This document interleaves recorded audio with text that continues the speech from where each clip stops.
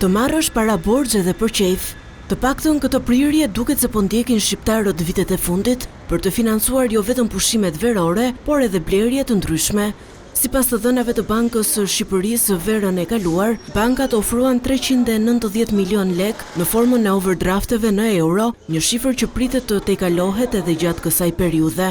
Lidhet me pjesën kryesisht të rritjes së konsumit të tyre, me entuziazmin e ardhjes së sezonit, por dhe nevoja për të plotësuar në shtëpitë e tyre. Pasi shikojmë që një pjesë e madhe e produkteve elektroshtëpiake apo celular apo të tjera janë të financuara përmes institucioneve financiare të kreditanis, të cilat të mikrokredive të tjera me radhë, të cilat mundësojnë që ti të blesh produktin për ta paguar me këste më bazë. Rritja e përdorimit të kësaj forme huamarrjeje, por edhe kredive konsumatore në tërësi, sipas ekspertëve është një tregues që lidhet edhe me nivelin e mirëqenies ekonomike të familjeve.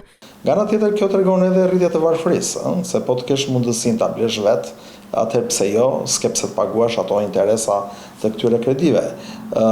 Pra, ngelemi në sa më shumë të rritet kredia konsumatore, do të thotë jemi më tepër për shpenzimet të cilat shkojnë në përditshmërinë e nevojave të individit. Pra nuk jemi në linjën e investimeve. Megjithse overdrafti është krijuar si një instrument financiar për të përballuar nevojat të përkohshme për likuiditet, ekspertët thonë se ai po përdoret gjithnjë e më shumë për konsum të zakonshëm.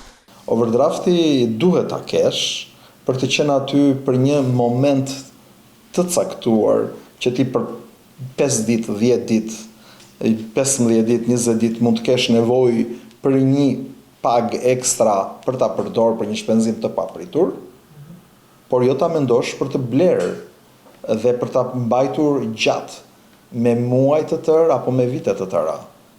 Atëherë kjo kthehet në një barr dhe në një shpenzim të panevojshëm.